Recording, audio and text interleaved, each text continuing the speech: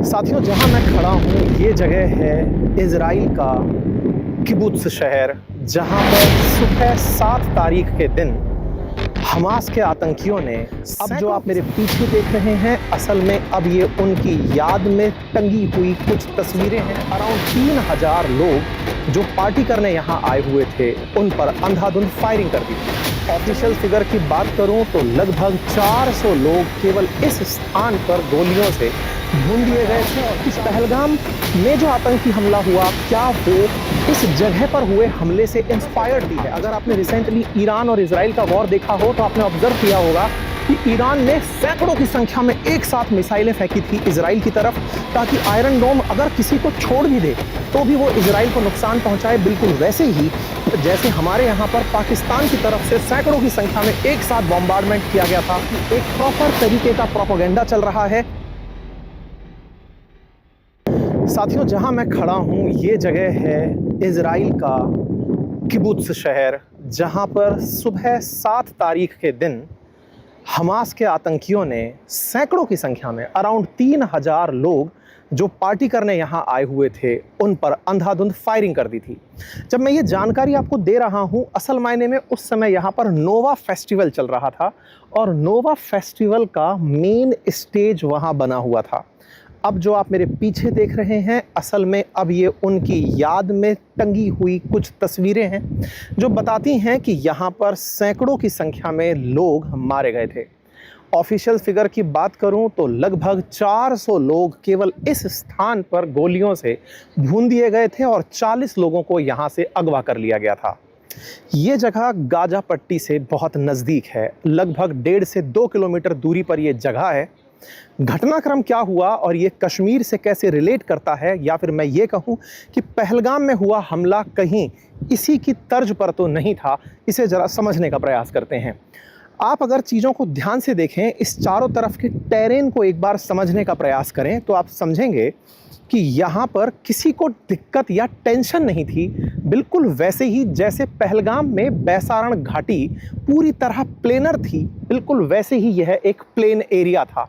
ये एक ऐसा एरिया था जिसके बारे में किसी को चिंता इस बात की नहीं थी कि यहाँ पर कभी टारगेट किया जा सकता है, बिकॉज ये कोई बॉर्डर एरिया नहीं था।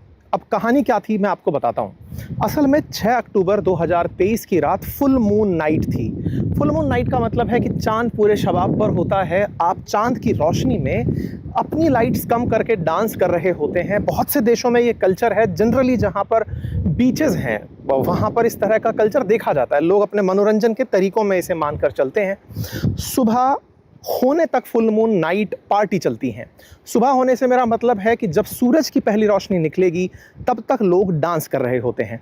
इस जगह पर 3000 की संख्या में, आइए मैं आपको एक नंबर इधर की तरफ से दिखाने का प्रयास करता हूँ। आप इस अंदाजे से अंदाज़ा लगा सकते हैं कि यहाँ पर लगभग 3000 लोग थे जो पार्टी कर रहे थे।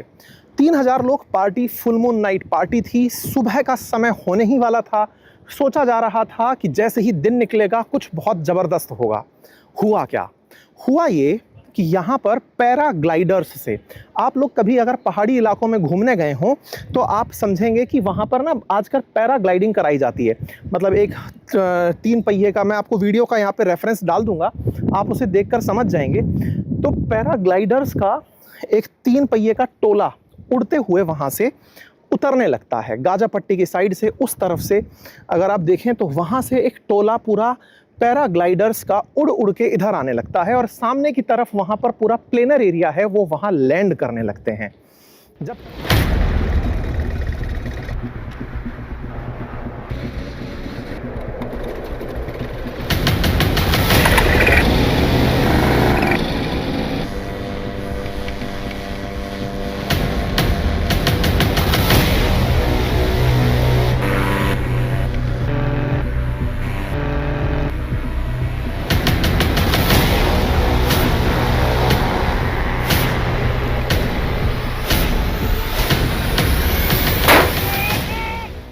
पैराग्लाइडर्स वहां लैंड करने लगते हैं तो पार्टी में मौजूद लोगों को लगता है कि पार्टी के आयोजकों ने इवेंट को खास बनाने के लिए एक साथ इतने सारे पैराग्लाइडर्स भेज दिए हैं। पार्टी में जोश और बढ़ जाता है। लोग इस तरह से सोचने लगते हैं कि यार ये तो कुछ अनोखा हो रहा है। याद करिए पहलगाम में बैसारण घाटी के अंदर हमारे बहुत से भाई बहन जब वहां पर एंजॉय करने गए थे, जिस जगह कभी हमला नहीं हुआ था वहां पार्टी कर रहे थे। इसी तरह ये लोग जो आपको दिख रहे हैं ये यहाँ पर पार्टी कर रहे थे। जैसे वहां पर किसी ने सोचा नहीं था हमला होगा, वहां पर फायरिंग की। अगर आपने पहलगाम के अंदर तस्वीरें देखी हों, फायरिंग के समय पर जिप लाइन से बैठ करके कुछ लोग घूम रहे हैं, फायरिंग की आवाजें भी आ रही हैं, तो लोगों को लग रहा था कि ये तो कोई ऐसे ही है, शायद कुछ आवाजें आ रही होंगी।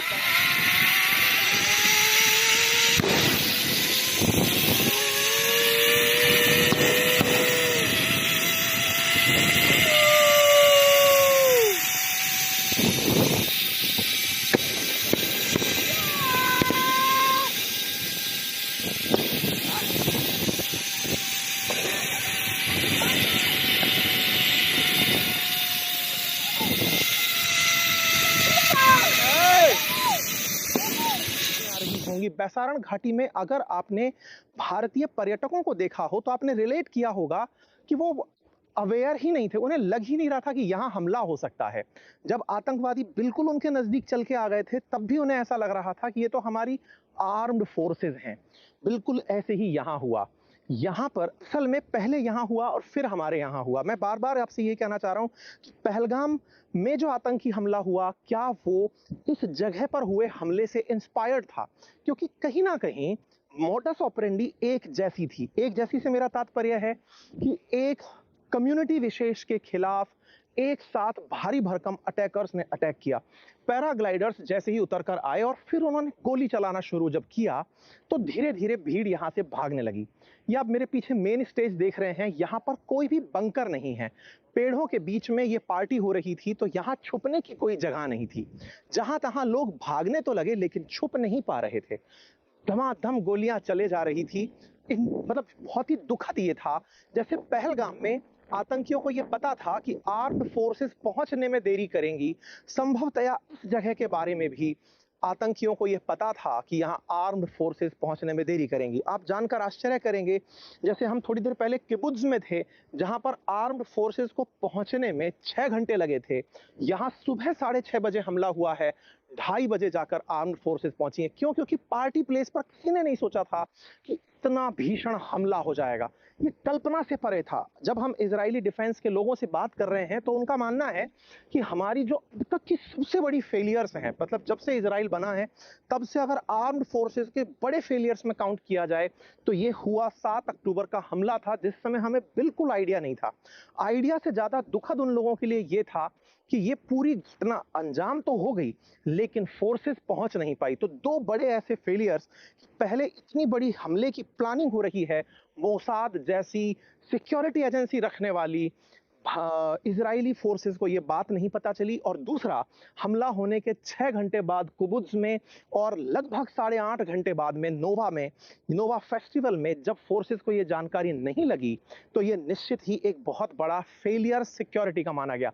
और उसके पीछे रीजन भी था, इजरायलियों को ये विश्वास हो गया था कि हम पर अब कौन ही हमला कर सकता है, हम बड़े अच्छे से रहते हैं, सबको हमारी पावर का अंदाजा है। ये बिल्कुल वैसा ही है जैसे हमारे देश में 2019 के अंदर जब से 370 हटा, उसके बाद लोगों में कहीं ना कहीं ये विश्वास हो गया था कि कश्मीर अब टूरिज्म के लिए बहुत अच्छा हो गया है।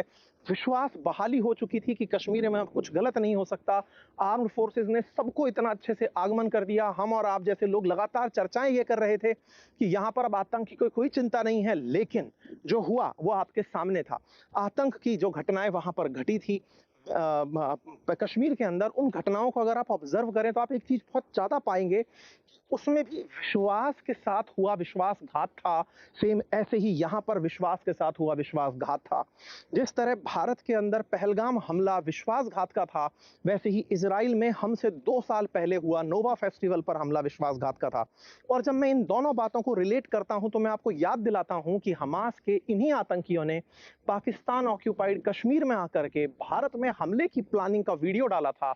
और अगर आप ऑपरेशन सिंदूर के बाद में पाकिस्तान की तरफ से आ रही फायरिंग्स को आपने देखा हो तो आप पाएंगे कि उन्होंने एक साथ मल्टीपल बैलिस्टिक मिसाइल्स को छोड़ा था। बहुत सारी ऐसे एम्यूनेशंस भारत की तरफ फेंके थे ताकि भारत की जो सिक्योरिटी सुरक्षा कवच जो हमारे द्वारा लगाई जा रही है, सुरक्षा कवच जो था हमारा S-400 वो जो अपनी एक्यूरेसी में 99.1% या 4% के आसपास काम करता है, तो 0.6% भी फेलियर अगर हो और वो फेलियर पूरी तरह से भारत को नुकसान पहुंचा सके, बिल्कुल ऐसे ही जैसे इजराइल के पास में आयरन डोम है, लेकिन उस आयरन डोम को नाकामयाब करने के लिए उन्होंने लो लाइंग तरीके से अपने पैराग्लाइडर्स को उड़ाया और उन पैराग्लाइडर्स को उड़ा करके यहाँ पहुंचे, क्योंकि आयरन डोम हीट सेंस करता है और वो हीट पर रिएक्ट करता है, लेकिन पैराग्लाइडर्स अगर उड़कर आ रहे हैं तो वो उन पर रिएक्ट नहीं करता है। इसी कारण से आयरन डोम यहाँ पर काम नहीं कर पाया था। ये बहुत बड़ा सवाल है कि आयरन डोम से ये इनको क्यों नहीं बचा पाए, क्योंकि आयरन डोम को हीट सेंस करनी थी।